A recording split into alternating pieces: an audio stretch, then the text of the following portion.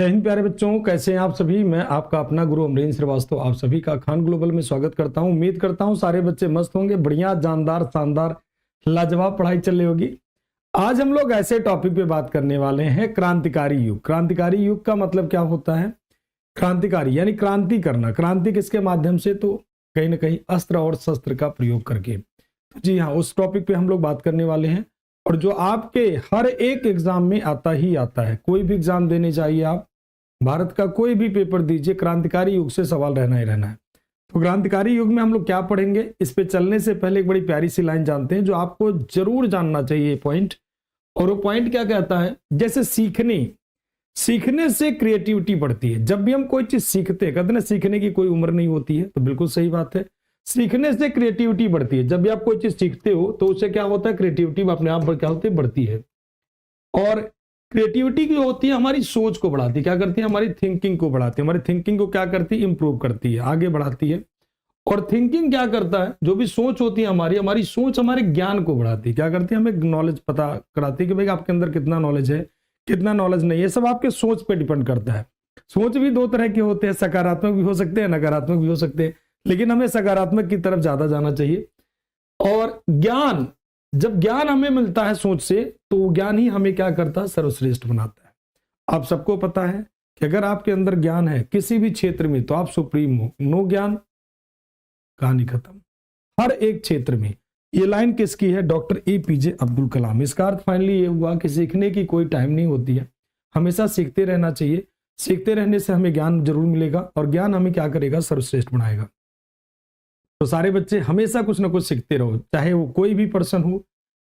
हर एक व्यक्ति से कुछ ना कुछ सीखने को मिलेगा। तो चलिए आज हम लोग बात करते हैं, ऐसे आंदोलन पे चर्चा करेंगे जिनको मुझे नहीं लगता किसी के परिचय के मोहताज हैं। तो क्रांतिकारी युग के ऐसे फेज की तरफ हम लोग चर्चा करने वाले हैं जिसमें भगत सिंह, सुखदेव, राजगुरु, राम प्रसाद बिस्मिल, चंद्रशेखर आजाद, सचिंद्रनाथ सन्याल, इन सारे महान क्रांतिकारियों के बारे में हम लोग बात करने वाले इस क्लास में। जी हाँ, HRA और HSRA क्रांतिकारी का एक पहला युग जो होता है वो स्टार्ट होता है कहीं ना कहीं महाराष्ट्र से देखने को मिलता है। प्रारंभिक फेज में महाराष्ट्र और बंगाल में क्रांतिकारी आंदोलन चल रहे थे। और भारत में क्रांतिकारी आंदोलन की शुरुआत अगर कह लीजिए तो वो देन है किसका? बाल गंगाधर तिलक जी का। तो तिलक जी ने गणपति महोत्सव, शिवाजी महोत्सव, चापेकर बंधुओं के माध्यम से रेंडे और अरेस्ट की हत्या की, फिर विनायक दामोदर सावरकर। तो इन सब कड़ी में, क्योंकि आप सबको पता है रिवोल्यूशनरी एज बहुत बड़ा है, तो आज हम लोग क्रांतिकारी के कौन से पार्ट पे बात करेंगे? तो आज हम बात करेंगे हिंदुस्तान रिपब्लिकन एसोसिएशन और हिंदुस्तान सोशलिस्ट रिपब्लिकन एसोसिएशन, यानी दो टॉपिक पे बात करने वाले हैं। HRA और क्या? HSRA, हिंदुस्तान रिपब्लिकन एसोसिएशन और हिंदुस्तान सोशलिस्ट रिपब्लिकन एसोसिएशन पे बात करने वाले हैं।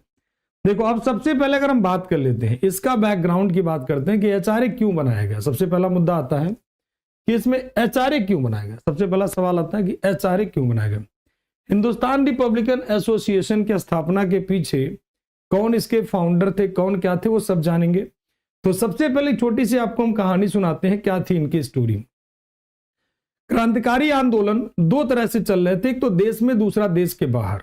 एक तो देश में चल रहे थे, दूसरा देश के बाहर चल रहे थे। तो भारत में कब शुरू हुआ? गांधी जी ने 1922 में क्या किया था? एक आंदोलन हुआ था जिसे हम लोग कहते हैं कौन सा?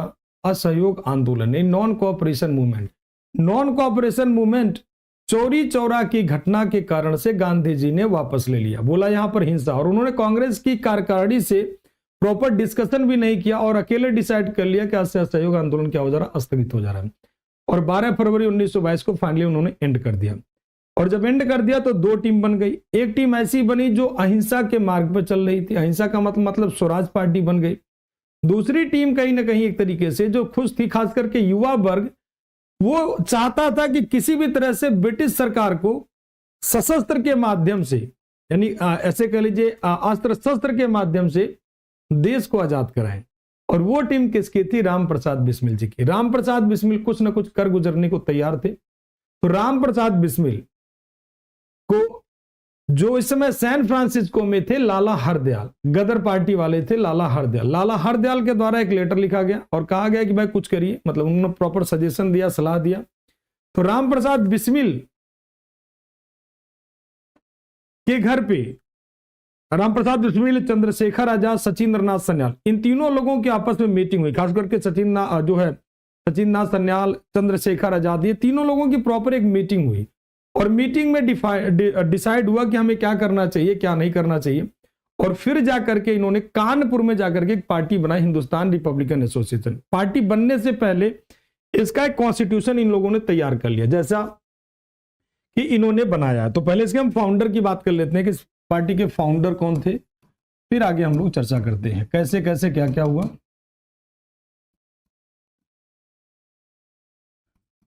इस पार्टी के संस्थापक कौन हो जाएंगे? सचिंद्र नाथ सन्याल,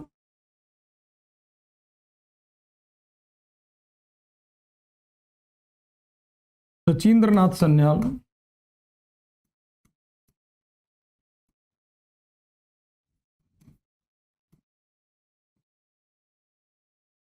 सचिंद्र नाथ सन्याल, राम प्रसाद बिस्मिल,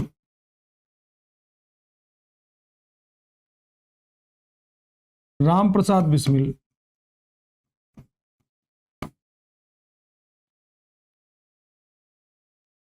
राम प्रसाद बिस्मिल, चंद्रशेखर आजाद,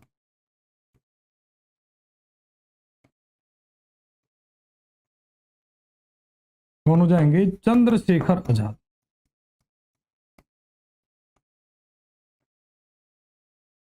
ये इसके फाउंडर मेंबर में होते, फाउंडर प्रॉपर। अगर इनमें सबसे पहले अगर तीनों ऑप्शन आपके सामने है और आपके पास कोई ऑप्शन नहीं है और तीनों में से किसी एक को मार्क करना है, तो आप मार्क करेंगे सचिंद्र नाथ सन्याल जी को। किसे मार्क करेंगे? सचिंद्र नाथ सन्याल जी को। और इस टीम के मेंबर जो एचआरए के मेंबर होते हैं, अशफाकुल्ला खान, राजेंद्र लाहिड़ी, रोशन सिंह, ये सब इसके मेंबर्स के रूप में ऐड होना शुरू हो जाते हैं। मतलब एक बहुत बड़ी टीम बन गई। और फिर इन्होंने अपना एक संविधान बनाया। और ये कब बनता है? सबसे पहला पॉइंट तो अक्टूबर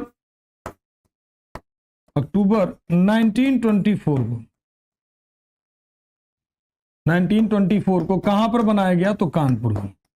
कहां पर बनाया गया? कानपुर में। अब इनका संविधान देख लेते हैं क्या होता है भाई प्रॉपर वे में। इनका उद्देश्य वही था प्रॉपर। सबसे पहले इनका उद्देश्य देख लेते हैं, फिर कॉन्स्टिट्यूशन पे आते हैं। इनका उद्देश्य क्या था प्रॉपर? कि सशस्त्र क्रांति को व्यवस्थित करके, जो मैंने आपको समझाया वही लिटन में कर दिया, कि सशस्त्र क्रांति को व्यवस्थित करके औपनिवेशिक शासन समाप्त करने और संघीय गणराज्य भारत की स्थापना करना। बिल्कुल यही इनका, जो भी कॉलोनियल रूल था उनको पूरी तरीके से, जो भी ब्रिटिश गवर्नमेंट का रूल है उसे पूरी तरह से खत्म कर देना। और यूनाइटेड स्टेट ऑफ इंडिया, लेकिन किसके माध्यम से? तो आर्म के माध्यम से। मतलब क्रांति किससे करेंगे? तो हिंसा के माध्यम। क्योंकि लोग बड़े बड़े शब्दों में कहते थे कि हिंसात्मक तरीके से भारत की आजादी नहीं हो सकती है, तो हिंसा का तरीका ही अपनाना बेहतरीन होगा। अब इन्होंने पार्टी बना दी, खूब बढ़िया सी पार्टी बनाई, कोई दिक्कत नहीं हुआ, कोई समस्या नहीं हुआ। अब इन पार्टी के अगर मेंबर्स की बात कर लेते हैं और इनके कॉन्स्टिट्यूशन की बात कर लेते हैं, तो इस पार्टी के मेंबर्स की और बात कर लेते हैं हम। मेंबर यानी सदस्यों की बात कर लेते हैं हम।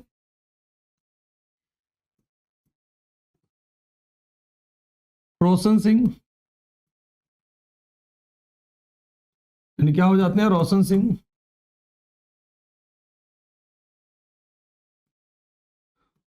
सिंह, राजेंद्र लाहिड़ी,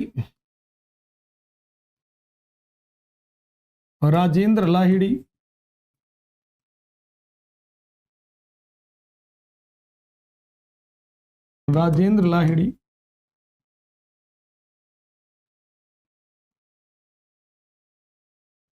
अशफाकुल्ला खान,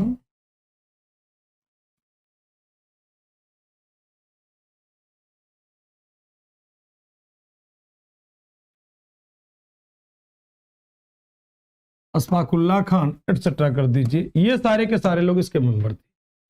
ये सारे के सारे रोशन सिंह, राजेंद्र लाहिड़ी, अशफाकुल्ला खान, ये सारे के सारे इसके क्या हो जाते हैं? हिंदुस्तान रिपब्लिकन एसोसिएशन के क्या हो जाते हैं? सदस्य हो जाते हैं। और इनका जो संविधान लिखा गया वो पीले कागज पर लिखा गया। किस पे लिखा गया? येलो पेपर पे लिखा गया। और जब कोई भी संविधान येलो पेपर पे इन्होंने अपना कॉन्स्टिट्यूशन लिखा, तो इसलिए पीला कागज संविधान कहा गया। ठीक है, ये पार्टी का संविधान था, एचआरए की पार्टी का, क्रांतिकारियों की पार्टी का संविधान माना जाता है। और इसको तैयार करते हैं सचिंद्र नाथ सन्याल जी, राम प्रसाद बिस्मिल जी, डॉक्टर जदू गोपाल मुखर्जी जी, ठीक है, ये सब लोग मिल करके तैयार करते हैं, ये सारे लोग मिल करके इस पार्टी का संविधान तैयार करते हैं। संगठन का मूल नाम और उद्देश्य क्या था, एक पीले कागज पर इन्होंने टाइप कर दिया, ठीक है। कॉन्स्टिट्यूशन ऑफ द पार्टी इसी को माना जाता है। सचिन नाथ सन्याल जी, राम प्रसाद बिस्मिल, डॉक्टर जदू गोपाल मुखर्जी, ये सब मिल करके चूंकि पूरा प्लानिंग करते हैं कैसे कैसे क्या करना है क्या नहीं करना है। और इसका पर्पज वही था कि एक तरीके से प्रॉपर, मतलब एक संविधान को प्रॉपर एक पीले कागज पे उतारा गया। तो आपके एग्जाम में जब भी सवाल हो कि आचार्य का संविधान किस प्रकार के कागज पे लिखा गया, तो येलो कागज पे लिखा गया, जैसा कि आपके सीडीएस के एग्जाम में आ चुका है। कॉन्स्टिट्यूशन कौन से कागज पे लिखा गया था, तो येलो कागज पे लिखा गया। सीडीएस में भी पूछा जा चुका है, एनडीए में भी आपके क्वेश्चन पूछा जा चुका है कि आचार्य की स्थापना कहां हुई। मतलब जितने भी एग्जाम आप दोगे, कहीं सिविल का एग्जाम देने जाते हो वहां भी सिंपल सा लॉजिक रहता है। अब आते हैं, इन्होंने पार्टी तो बना दी, इन्होंने एक पार्टी बना दी एचआरए, लेकिन इनके पास पैसे नहीं थे, इनके पास पैसे नहीं थे। अब पैसे ना हो तो क्या करेंगे ये लोग भाई, किसी भी व्यक्ति के पास पैसे ना हो तो क्या करेगा वो, क्योंकि सबके पास जितने भी लोग थे इसके फाउंडर मेंबर फैमिली रूप से इतना स्ट्रांग नहीं थे कि ये लोग बहुत ज्यादा पैसा लगा पाए। क्यों? क्योंकि पहले से ही ब्रिटिश गवर्नमेंट अधिकांश भारतीय लोगों से पैसे ले चुकी थी, कहीं ना कहीं हड़प चुकी थी। पर जो भारत के लोग थे, कहीं ना कहीं जितने भी रजवाड़े थे जो देशभक्ति की बातें करते, उनके अंदर देशभक्ति तो थी लेकिन पैसे नहीं थे। सबसे बड़ी समस्या थी, नेशनलिज्म तो था बट पैसा नहीं था। अब ये लोग भी पैसा बनाने के फेर में लगे, कैसे पैसा इकट्ठा करके हम लोग अस्त्र शस्त्र खरीदे।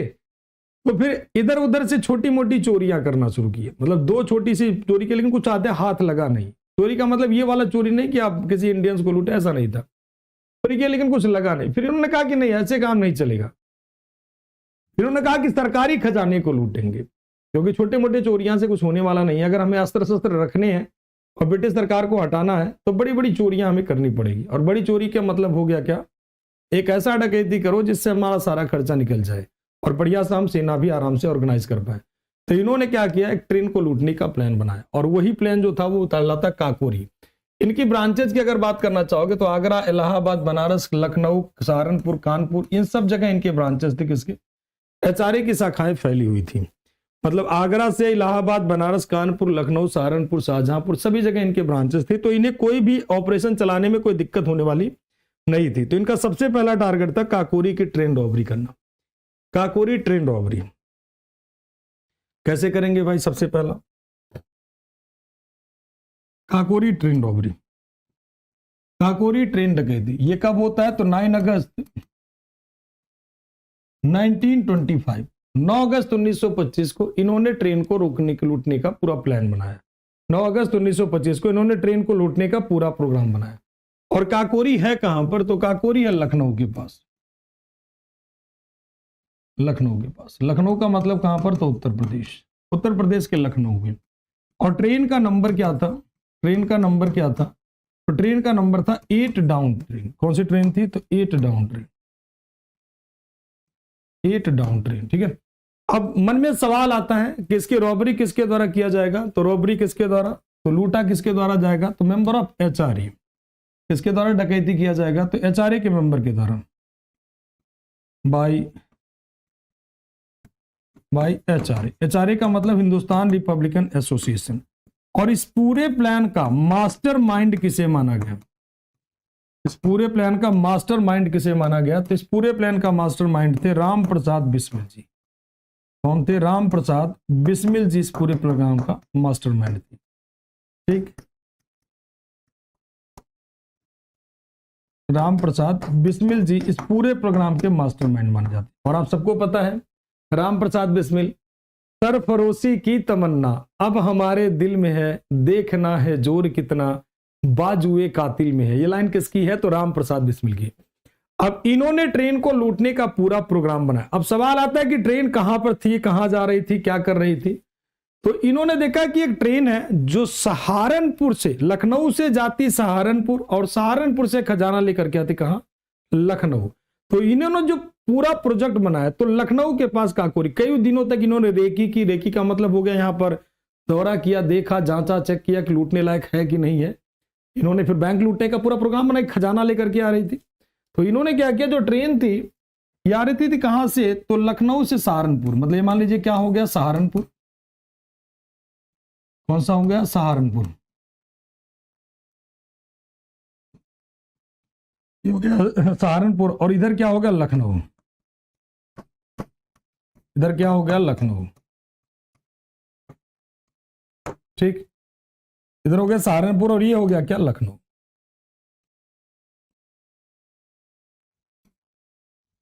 अब इनके बीच में ट्रेन आ रही थी, यहां से ट्रेन आती थी, यहां पर आती, यहां से यहां तक,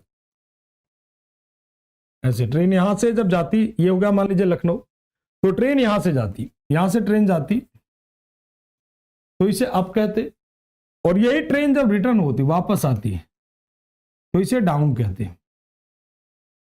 इसे क्या कहते हैं डाउन कहते हैं। ठीक है, इसे क्या कहते हैं डाउन। ये वापस आती तो इसे डाउन कहते हैं। मतलब ये ट्रेन फिर से देख लीजिए, ये ट्रेन नंबर 8 नंबर था, 8 इसे अप कहते, और यही जब वापस आती तो इसे डाउन कहते। ठीक, यहीं पर एक प्लेस था काकोरी, यहीं पर एक प्लेस था कौन सा काकोरी, यहीं पर एक प्लेस था काकोरी। अब इसे काकोरी एक्शन कहते हैं, अब इसे काकोरी एक्शन नाम दिया गया। यहीं पर एक प्लेस था काकोरी, यहाँ पर ये लोग ड्राइवर, ये लोग क्या करते हैं चढ़ते हैं, यहीं पर ट्रेन को लूटते हैं, और ट्रेन को लूटने के बाद जितने भी लोग थे जो विरोध कर रहे थे उन सबको गोली मारे।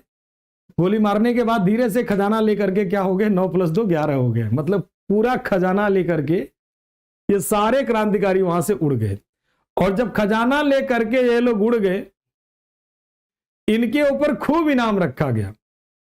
खजाना लेकर के 9 2 11 हो गया, इनके ऊपर खूब इनाम रखा गया कि भाई कोई इनका इंफॉर्मेशन दे दे तो उसे ये इनाम दिया जाएगा, वो इनाम दिया जाएगा। लेकिन फिर भी इनका पता नहीं चल रहा था, फिर भी इनका कोई इंफॉर्मेशन नहीं मिल पा रहा था। फिर राम प्रसाद बिस्मिल जी जब इस घटना को अंजाम देने के लिए गए हुए थे तो वहीं पर उनकी शॉल छूट गई। शॉल जानते हैं ना, शॉल जो ओढ़ा जाता है ठंडक के महीने में, तो वो हालांकि अगस्त महीने में, लेकिन जब डकैती करते हैं तो लोग मुंह बंद करके रखते हैं कि ताकि पहचान ना पाए आसानी से, क्योंकि इजिली फिर पहुंच जाते लोग। तो उनकी शॉल वहीं पर गिर गई राम प्रसाद बिस्मिल जी की, और जब शॉल गिर गई तो उस समय जो शॉल की धुलाई करते थे, उस समय जो शॉल होता था ना, शॉल पे जब जहां पर उसको क्लीनिंग होती थी तो शॉल पे भाई बढ़िया शॉल थे, ढंग का इंपोर्टेड शॉल थी, तो वहां पर उस पर नंबरिंग पड़ता था, शॉल पे नंबरिंग पड़ता था। अब उस नंबर के आधार पर उस धोबी के यहां पहुंच गई पूरी टीम, जहां पर इस शॉल को जिस धोबी ने धोया था, और उस धोबी से मिलने के बाद पूरा प्रोजेक्ट, धोबी कहीं ना कहीं थोड़ा बहुत सारी चीजें जानता था, फिर वो शॉल कहां से आई, क्या हुआ क्या नहीं हुआ, धोबी को पकड़ने के बाद सारा कुछ क्लियर हो गया। और एचआरए के जितने भी मेंबर थे, एक व्यक्ति को छोड़ करके, और वो व्यक्ति कौन थे, चंद्रशेखर आजाद जी, उन्हें छोड़ने के बाद एचआरए के सभी सदस्यों को क्या कर लिया गया, गिरफ्तार कर लिया गया ब्रिटिश गवर्नमेंट के द्वारा। और गिरफ्तार करने के बाद उनके ऊपर लंबी लंबी सजाएं चलाई गई, लंबे लंबे केस चलाए गए, जिसमें 4 लोगों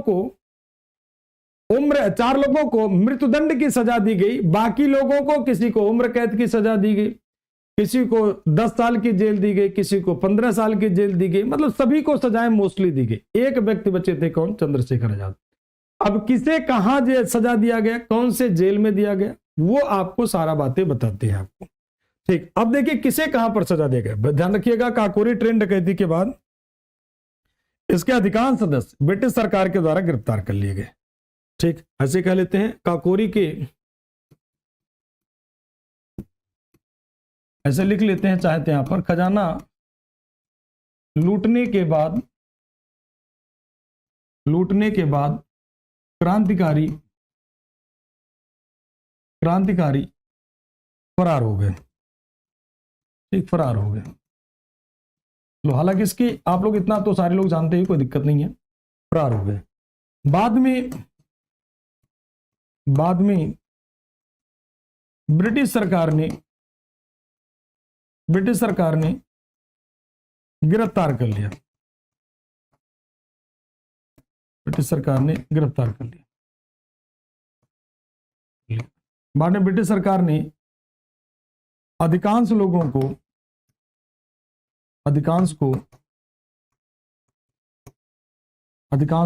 को बाद में ब्रिटिश सरकार ने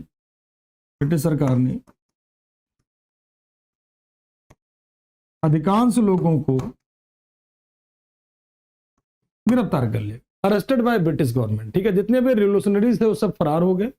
बाद में ब्रिटिश सरकार ने उन्हें गिरफ्तार कर लिया, और जब उन्हें गिरफ्तार किया गया तो केस लड़ने के लिए कई सारे लोग आते हैं। राम प्रसाद बिस्मिल का केस और सबका केस लड़ने के लिए। तो जो सरकारी वकील बनता है, जो सरकारी वकील होता है, उसका नाम था जगत नारायण मुल्ला, जगत नारायण मुल्ला। ठीक है, तो जगत नारायण मुल्ला जो सरकारी क्या था, एडवोकेट बनता है। गवर्नमेंट एडवोकेट के रूप में कौन आता है, जगत नारायण मुल्ला सरकारी वकील बनता है। कौन बनता है, ध्यान रखिएगा,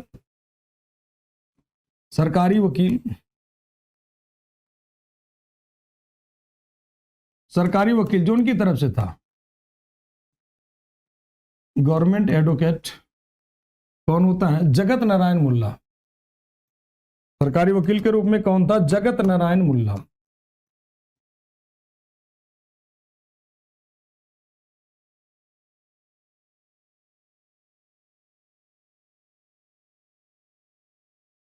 जगत नारायण मुल्ला, ठीक है।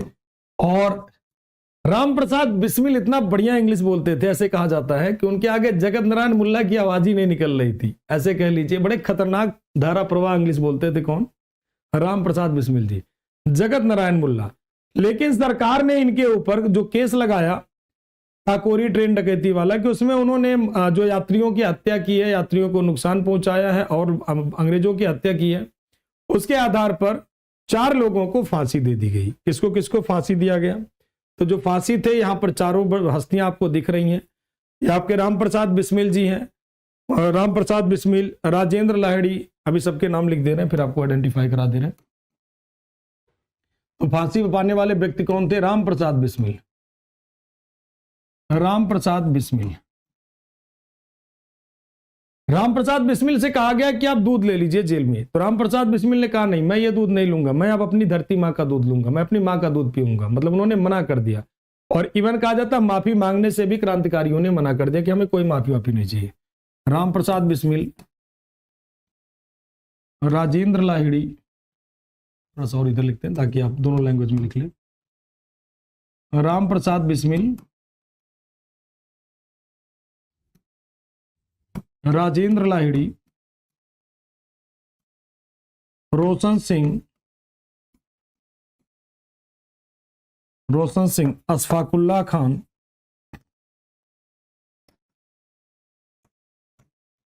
अशफाकुल्ला, ठीक, ये सारे के सारे लोग होंगे।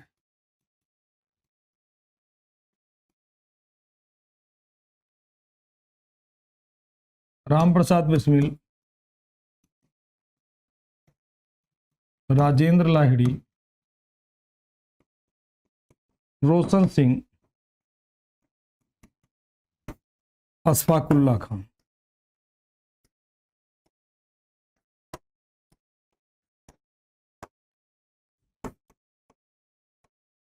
अशफाकुल्ला खान। और इधर लीडर के रूप में आपके हो जाते हैं कौन, कहां पर इन्हें फांसी दी गई, तो राम प्रसाद बिस्मिल जी को फांसी दी गई कहां पर, गोरखपुर जेल में। गोरखपुर कहां पर है, उत्तर प्रदेश में। राजेंद्र लाहिड़ी को कहां पर, तो गोंडा में। गोंडा भी कहां पर है, तो ध्यान रखिएगा उत्तर प्रदेश में है। रोशन सिंह को कहां पर, नैनी में। नैनी नहीं मिलेगा तो आपको मार्क कर देना है बेटा इलाहाबाद। ठीक है, ये भी कहां हो जाएगा, उत्तर प्रदेश। अशफाकुल्ला खान को कहां पर, तो फैजाबाद, फैजाबाद में। हालांकि देखो इन सबके नाम बदले हुए हैं, जैसे इलाहाबाद का प्रयागराज, फैजाबाद को अयोध्या।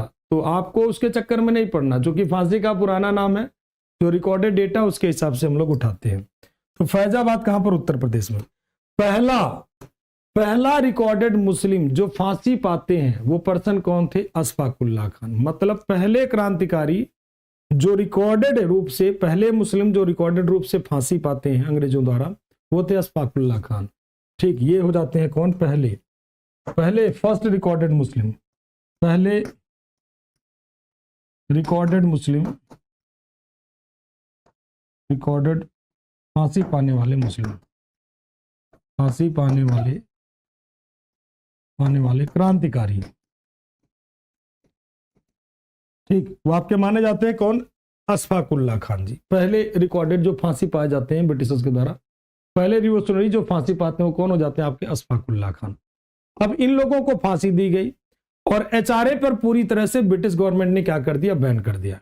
अब एक व्यक्ति बचे हुए थे, कौन व्यक्ति बचे हुए थे, तो आप अनुमान लगा सकते हैं कौन से व्यक्ति थे, चंद्रशेखर आजाद। ये पूरी टीम है जो ये चारों लोगों को फांसी दी गई थी।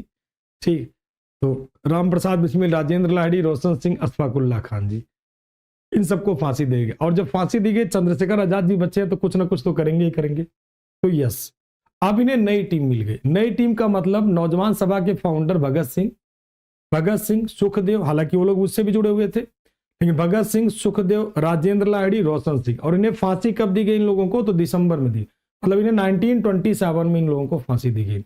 और इधर इन्हें नई टीम मिल जाती है, भगत सिंह, सुखदेव, राजगुरु, जतिन दास, इन सबकी टीम मिल जाती है। और फिर नई टीम बनाते हैं जिसे नाम दिया जाता है क्या? Hindustan socialist Republican association. अब एक शब्द यहां पर ऐड कर दिया गया, ध्यान से देखिएगा। तो एक शब्द यहां पर ऐड कर दिया गया सोशलिस्ट, लेकिन नाम बदल दिया गया, समाजवादी शब्द जोड़ दिया गया। मतलब अब समाजवाद के कांटेक्ट में तो ये लोग ऑलरेडी आ ही रहे थे, समाजवादियों के कांटेक्ट में तो ये लोग आ ही रहे थे, रसिया के कांटेक्ट में आ रहे थे, लेनिन के कांटेक्ट में आ रहे थे।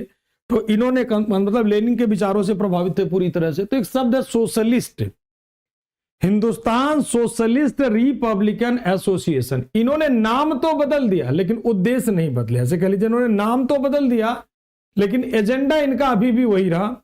और फिर इन्होंने एक नई पार्टी बनाई, हिंदुस्तान सोशलिस्ट रिपब्लिकन एसोसिएशन, और इसका भी एजेंडा सेम वही था जो बाकी लोगों का था। जैसे क्या था इनका? स्वाधीनता प्राप्त करना, स्वाधीनता, और किसके माध्यम से? तो अस्त्र के माध्यम से, और समाजवादी राज्य की स्थापना करना।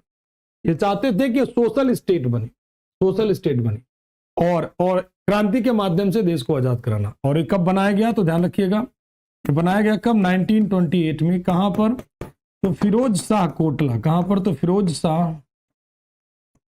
कोटला। और फिरोज शाह कोटला कहां पर है? दिल्ली में। दिल्ली में फिरोज शाह कोटला। और इसके फाउंडर कौन हो जाएंगे भाई? इसके फाउंडर के रूप में कौन हो जाएंगे? तो इसके फाउंडर के रूप में कौन हो जाएंगे? Chandrashekhar Azad,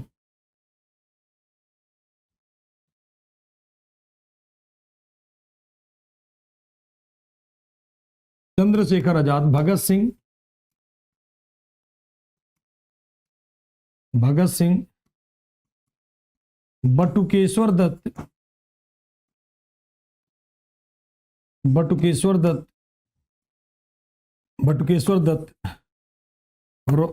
Bhagat Singh, Chandrashekhar Azad, Bhagat Singh, Batukeshwar Dutt, Sukhdev. Founder and member दोनों कर देते हैं यहीं पर ताकि आप एक साथ ही समझ लीजिए। फाउंडर एंड मेंबर दोनों नाम आपको दे देते हैं। इन दोनों लोगों को फाउंडर में ऐड कर लीजिएगा, बाकी सब मेंबर हो जाएंगे। ठीक, भगत सिंह, बटुकेश्वर दत्त, सुखदेव, राजगुरु, जतिन दास, एटसेट्रा कह लीजिए। ये सारे के सारे इसके फाउंडर और मेंबर्स में से काउंट होते हैं। अब इन्होंने पार्टी बना दी, क्या? Hindustan socialist Republican association. इन्होंने पहले छोटी छोटी घटनाओं को अंजाम दिया, लेकिन इनका सबसे बड़ा और सबसे पहला एक्शन क्या था? जेपी सैंडर्स की हत्या करना। मतलब जेपी सैंडर्स नहीं, बल्कि ये स्कॉट को मारना चाहते थे। इनका पहला एक्शन था स्कॉट की हत्या करना। क्यों? क्योंकि लाला लाजपत राय जो बैकडोर से पूरी तरह से क्रांतिकारी आंदोलन को सपोर्ट कर रहे थे, तो लाला लाजपत राय को लाठियों से पीटा गया था। जब साइमन कमीशन आया था, लाला लाजपत राय खूब बड़े पैमाने पर उसका विरोध करते हैं और साइमन गो बैक का नारा देते हैं। लाला लाजपत राय को लाठियों से पीटा गया और कुछ दिनों के बाद लाला लाजपत राय जी की डेथ हो जाती। हालांकि लाला लाजपत राय जी का स्टेटमेंट था कि मेरे ऊपर जितने भी लाठी का अटैक किया गया, लाठी का प्रहार किया गया, ये प्रहार ब्रिटिश साम्राज्य के अंदर एक जो ताबूत बनेगा उसमें एक कील का काम करेंगे। तो कहने का मतलब लाला लाजपत राय एक ऐसी हस्ती के रूप में थे कि उन्हीं का बदला सबसे पहले ये लोग लेना स्टार्ट करते हैं और टारगेट करते हैं स्क्वाड को। कई दिनों तक लाहौर रेलवे स्टेशन का रेकी करते हैं और देखते हैं क्या क्या होता है, कब आता है, कब जाता है। और देखा इन्होंने हीरक जयंती मनाई जा रही, कब आ रहे, कब जा रहे, मतलब सारा कुछ डिटेल ले रहे थे। ये घटना 17 दिसंबर 1928 की घटना है, जब जेपी सैंडर्स और स्कॉट दोनों लोग वापस आ रहे थे। तो वहीं पर सबसे पहले लाहौर रेलवे स्टेशन पर, मतलब अगर हम बात कर लेते हैं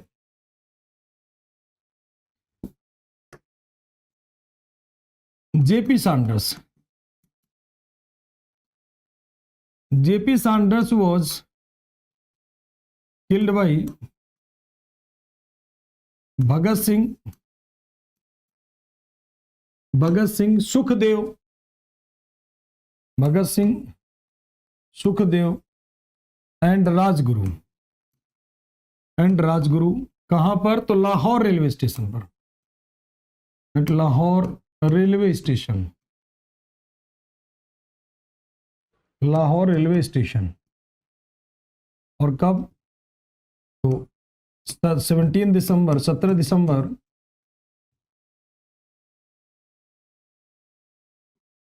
1928 को।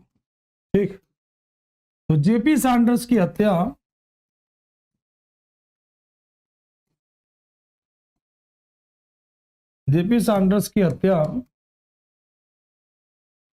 भगत सिंह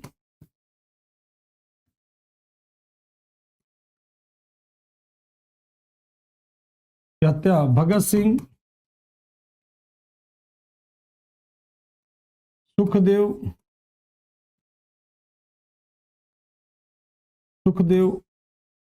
और राजगुरु ने लाहौर रेलवे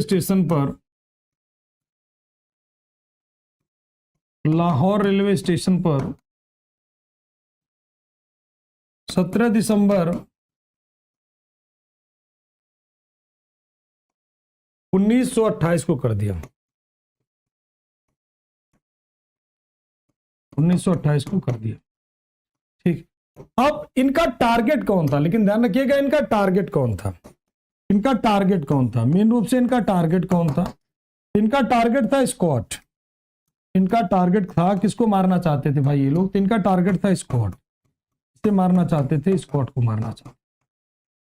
लेकिन मारा गया कौन? JP Sanders. अब मन में आपके एक सवाल आ रहा होगा सभी बच्चों के कि सर क्या इन्होंने जिसको मारा वो इनोसेंट था? मतलब वो बहुत अच्छा इंसान था, कोई ऐसा व्यक्ति तो नहीं मार दिया इन्होंने कि इन्हें रिग्रेट फील हो कि भाई हमने हत्या कर दी किसी शरीफ आदमी की, किसी सीधे इंसान की? तो नहीं, बिल्कुल नहीं, ऐसा कोई चीज नहीं था कि भाई तुम्हें दुख हो, क्योंकि ये भी कोई अच्छा इंसान नहीं था। जेपी सैंडर्स था कौन बेसिकली में? तो एएसपी था लाहौर का, एएसपी ऑफ लाहौर, लाहौर का असिस्टेंट सुपरिटेंडेंट ऑफ पुलिस था। कहां का? लाहौर का एएसपी था। अब इसे मारने के बाद ये सारे लोग क्या होते हैं? गायब हो जाते हैं। और इसकी हत्या कौन से पिस्टल से करते हैं? तो जर्मन पिस्टल से इनकी हत्या होती है। कौन से पिस्टल से? तो ध्यान रखिएगा, जर्मन से pistol, made in German pistol, German pistol से इनकी हत्या करते हैं। कौन सी जर्मन पिस्टल होगी वो भी दिखा देंगे, टेंशन नहीं लेना। अब इसे मारने के बाद ये लोग गायब हो जाते हैं। बहुत प्रयास किया गया इन्हें पकड़ने का, लेकिन फिर भी नहीं पकड़े गए। फिर इन्हें अपनी बात लोगों तक पहुंचानी थी, इन लोगों को अपनी बात लोगों तक पहुंचानी थी। तो लोगों तक पहुंचाएंगे कैसे भाई? चाहते कि भाई हमारा जो प्रोग्राम है एचएसआरए का, लोग उसे ज्वाइन करें, हमारी पार्टी को लोग ज्वाइन करें। लोग कहते हैं ना, जैसे कहते हैं ना कि अगर भगत सिंह पैदा हो हमारे घर में नहीं पड़ोसी के घर में, इस तरह की विचारधारा लोगों के अंदर आती है। अगर पता हो जाए किसी का बच्चा बड़ा हो जाएगा, उसके बाद में डेथ हो जाएगी, उसका अपना देश के लिए कुर्बान हो जाएगा, तो कुछ लोग तो फक्र महसूस करते हैं, लेकिन कुछ लोग नहीं चाहते हैं।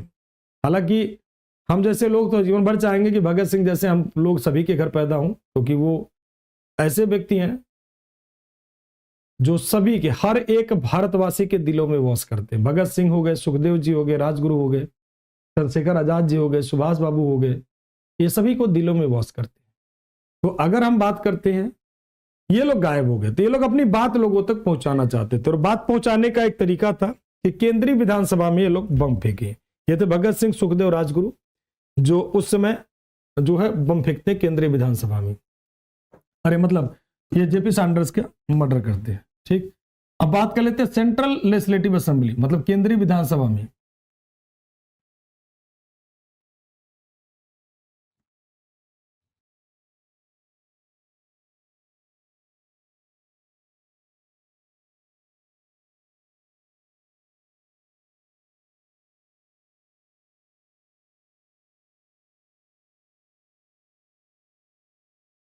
असेंबली, केंद्रीय विधानसभा में, विधानसभा में बम, केंद्रीय विधानसभा में बम किसके द्वारा फेंका गया? सबसे पहले कब घटना होती है? तो 8 अप्रैल 1929, 8 अप्रैल 1929 को एक घटना होती है। 8 अप्रैल कब होगी? 1929 को एक घटना होती है, ध्यान रखिएगा। 8 अप्रैल 1929 को एक घटना होती है। ठीक, अब इसको बम को फेंकने किसके द्वारा दिया? बम फेंका गया, मतलब बम फेंका गया, फेंका गया किसके द्वारा थ्रू किया गया? तो बम फेंका गया भगत सिंह और किसके द्वारा? एंड बटुकेश्वर दत्त। भगत सिंह और किसके द्वारा? बटुकेश्वर दत्त के द्वारा। बटुकेश्वर दत्त द्वारा, मतलब किसके द्वारा फेंका गया? तो दो लोगों के द्वारा फेंका गया, भगत सिंह और किसके द्वारा? बटुकेश्वर दत्त के द्वारा।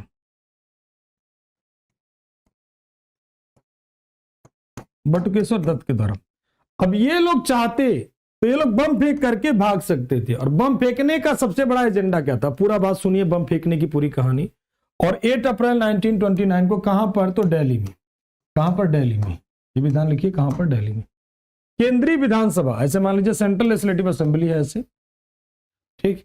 यहां पर ये लोग खाली प्लेस पर, इनका ये था खाली प्लेस पे बम फेंकेंगे और आप दोनों लोग क्या होंगे? अरेस्ट होंगे। खाली प्लेस पे बम फेंकेंगे, दोनों लोग क्या होंगे? अरेस्ट होंगे। तो इन्होंने खाली प्लेस पर बम फेंका, खाली प्लेस पे, बिल्कुल खाली प्लेस था, वहां पर कोई भी व्यक्ति नहीं था।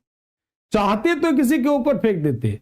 सबसे बड़ा मुद्दा था कि जिस समय ये लोग बम फेंक रहे थे उस समय दो चीजों पे डिस्कस चल रहा था। क्या? जन सुरक्षा अधिनियम पर डिस्कस चल रहा था और व्यापार विवाद अधिनियम पर चर्चा चल रहा था। और इन्होंने खाली प्लेस पर बम फेंका और बहुत सारे पंपलेट्स फेंके उसी में, और इन पंपलेट्स में जो लिखा था बहुत सारे पर्चे फेंके, और उस पर लिखा था बहरों को सुनने के लिए, बहरों को सुनने के लिए धमाकों की जरूरत है, धमाकों की जरूरत है, बहरों को सुनने के लिए धमाकों की जरूरत है, इंकलाब जिंदाबाद, इंकलाब जिंदाबाद, ये सब नारे लगाते हैं। इंकलाब जिंदाबाद, बहरों को सुनने के लिए धमाकों की जरूरत है, साम्राज्यवाद का नाश हो। फेंकते, फिर से रिवाइज कर रहा हूं, चाहते तो ये लोग भाग जाते, लेकिन शर्त ये था ये दोनों लोग अरेस्ट होंगे और इन्हें प्रॉपर लीगल तरीके से छुड़ाया जाएगा, क्योंकि किसी का मर्डर तो किए नहीं रहेंगे, और जब मर्डर नहीं किए रहेंगे तो इनके ऊपर केस कैसे चलेगा? अब दोनों लोग हुए अरेस्ट, भगत सिंह और बटुकेश्वर दत्त हुए अरेस्ट, और अरेस्ट हुआ तो इनके दोनों लोगों की तलाशी ली गई, तलाशी ली गई, तलाशी ली गई तो भगत सिंह के पास वो वाली पिस्टल निकल आई, जर्मन वाली पिस्टल, जिससे इन्होंने जेपी सैंडर्स का क्या किया था? मर्डर किया था। तो वो वाली पिस्टल इनके पास निकल गई, और उसी पिस्टल के आधार पर, और ये दिल्ली वाला जो फेंका गया केंद्रीय विधानसभा बम काला, वो लाहौर षड्यंत्र केस कहलाया, और इनके ऊपर जो बम फेंका गया, मतलब यहां पर जो बम फेंका गया, ये दोनों केस इन लोगों के ऊपर जो है स्टार्ट कर दिया गया, और जितने भी एचएसआरए के मेंबर थे सभी का धीरे धीरे धीरे धीरे करके उन्हें गिरफ्तार करना शुरू कर दिया गया। और पहले इसे लिख लेते हैं, फिर आगे की तरफ चलते हैं। मतलब अगर हम बात कर लेते हैं कि उस समय डिस्कस किस पे चल रहा था, उस समय चर्चा किस मुद्दे पर चल रहा था, बात तो इस पे आ रही है कि उस समय डिस्कस किस पे चल रहा था, उस समय चर्चा किस में चल रहा था, उस समय डिस्कस किस पे चल रहा था?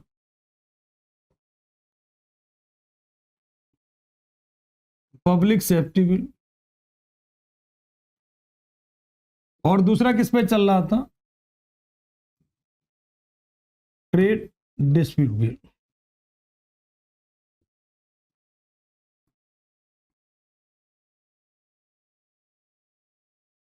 ट्रेड डिस्प्यूट बिल, यानी किस पे चल रहा था? Public safety bill. Public safety bill का मतलब हो गया जन सुरक्षा अधिनियम या बिल कह लीजिए, और व्यापार विवाद अधिनियम,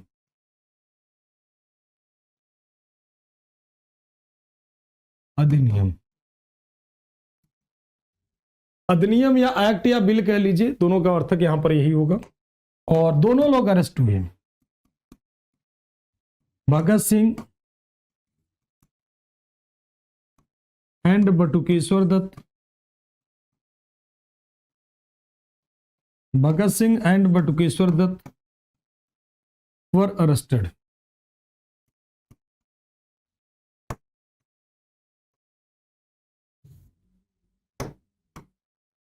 भगत सिंह और बटुकेश्वर दत्त गिरफ्तार हुए।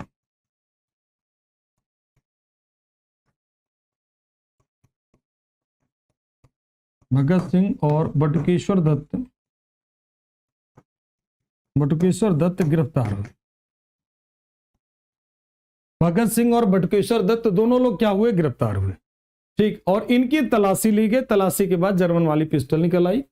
अब देखो यहां पर इनके ऊपर केस स्टार्ट किया गया, और ये जो पिस्टल है जर्मन पिस्टल, यहां पर देख सकते हो ये कौन सी पिस्टल, तो जर्मन पिस्टल, जिससे इन्होंने जेपी सैंडर्स का मर्डर किया था।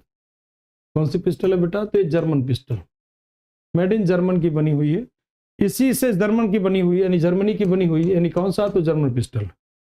ठीक, जर्मनी वाली पिस्टल है, जिसके आधार पर इनके ऊपर केस चलाया गया था। और जब केस चलाया गया तो इनके ऊपर जो अर्जी फर्जी गवाह तैयार किए, गवाहों के रूप में सादीलाल शोभा सिंह को बनाया गया। सादीलाल कहते हैं जब ये मरता है, तो अभी सादीलाल के मरता है तो काम वाले से कफन तक नहीं देते हैं। अर्जी फर्जी गवाह दिए गए, और जब ये कोर्ट में पहुंचे तो इनकी बात को, जो उस समय जज था उसका नाम था जेसी हिल्टन। क्या नाम था, जज था जेसी हिल्टन। वो इन लोगों की बात सुनी नहीं रहा था। वो कितना भी ये लोग प्रयास करते कि उनकी बात सुनी जाए, इनकी बात सुनी जाए, लेकिन इनकी बात सुनने से और सीधे डिनाई करते, मतलब ऐसे कह लीजिए ब्लाइंड, आंख बंद करके। जैसे कहते हैं ना, कभी कभी क्या होता है, आपके अगल बगल में कुछ खराब चीजें भी हो, फिर भी आप आंख बंद कर लो, कान बंद कर लो, कुछ मत सुनो। ठीक है, गांधी जी कहते हैं ना, देखो मत, बुरा मत देखो, बुरा मत सुनो, कहते हैं ना, बार बार कहते हैं, 3 बंदर वाली कहानी। तो वही कहने का मतलब, जब आपके आंखों के सामने जज एकदम से, मतलब उसको डिसाइड किया ही गया था, जज को, जैसे हिल्टन को बताया गया था कि तुम्हें फांसी देना है।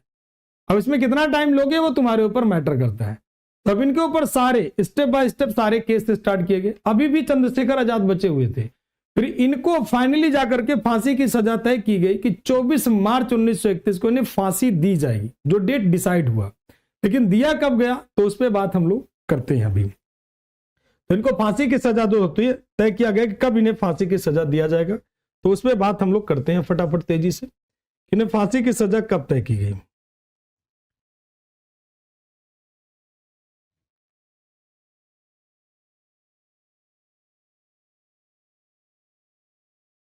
ठीक, तो इनके ऊपर केस स्टार्ट किया गया। केस स्टार्ट किया गया तो केस स्टार्टेड, और कौन सा, तो इनके ऊपर लाहौर षड्यंत्र केस के तहत स्टार्ट किया गया। जो जज था, जो जज था उसका नाम क्या था, जेसी Hilton. JC Hilton.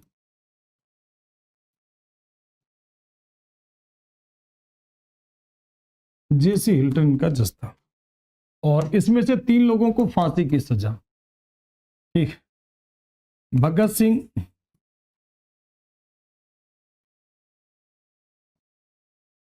Singh, Sukhdev and Rajguru, इनको फांसी दे दी गई। वर हैंग्ड बाय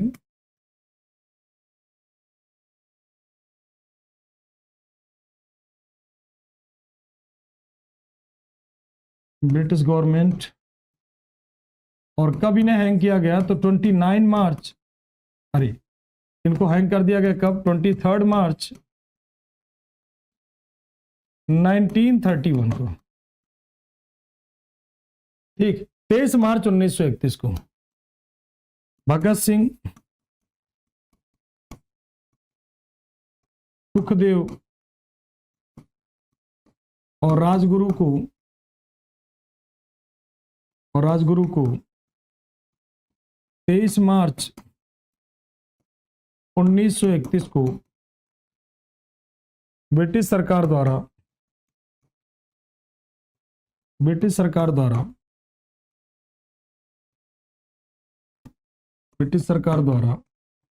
फांसी दे दिया गया।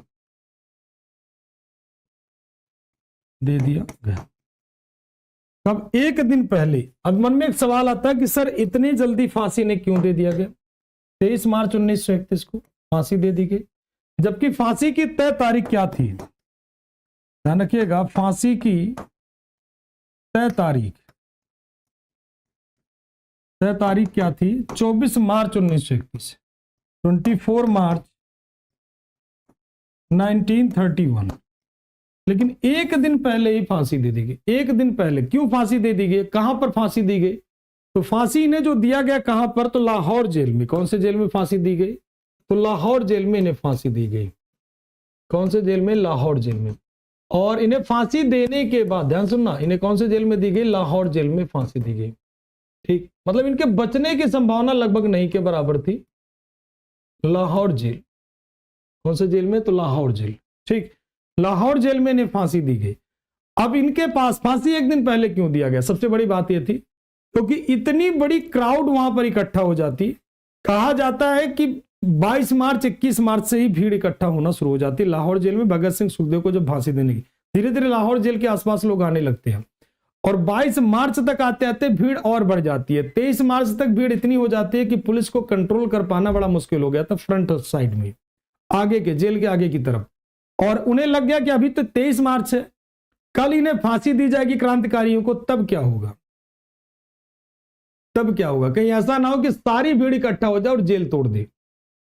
तो ये मजबूर होकर के, डर करके, उन्हें एक दिन पहले शाम को 7:40 पे फांसी दे देते हैं। ठीक है, फांसी देने के बाद पीछे से जेल की दीवार को तोड़ा गया और जेल की दीवार तोड़ने के बाद ट्रक इंटर कराया गया और ट्रक इंटर कराने के बाद इनकी बॉडी को, कहा जाता है, कई इतिहासकार कहते हैं, कुछ लोग कहते हैं वहीं जेल में ही काट करके बोरे में भर दिया गया, कई लोग कहते हैं डेड बॉडी को इसे उस पे ट्रक पे ले करके ले जा रहे थे और फिरोजपुर के तालाब के पास इनकी बॉडी को जला रहे थे, केरोसिन से इनकी बॉडी को जला रहे थे। तो गांव वालों ने देखा रात में किसी की चिता जल रही है तो भागे भागे आए, तो मजबूर होकर के वो छोड़ करके, मतलब रात में चिता जल रही तो गांव वाले दौड़ाना शुरू कर दिए कि भाई किसकी चिता है। तो उन्हें, गांव वालों को समझने में देर नहीं लगा, तो अंग्रेजों ने क्या किया, उनकी डेड बॉडी को जो मतलब जला रहे थे उसको पानी में फेंक करके भाग जाते हैं।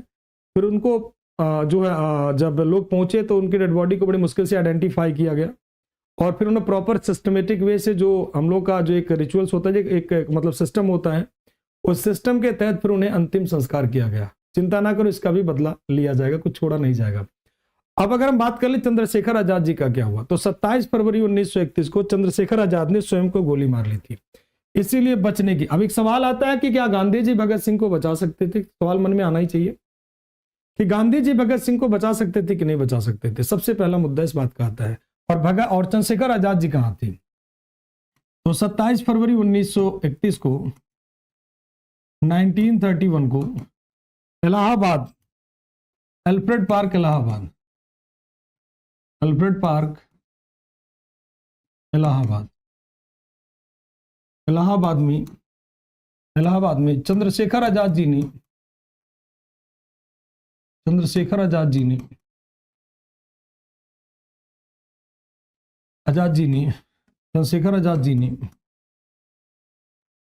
ने स्वयं को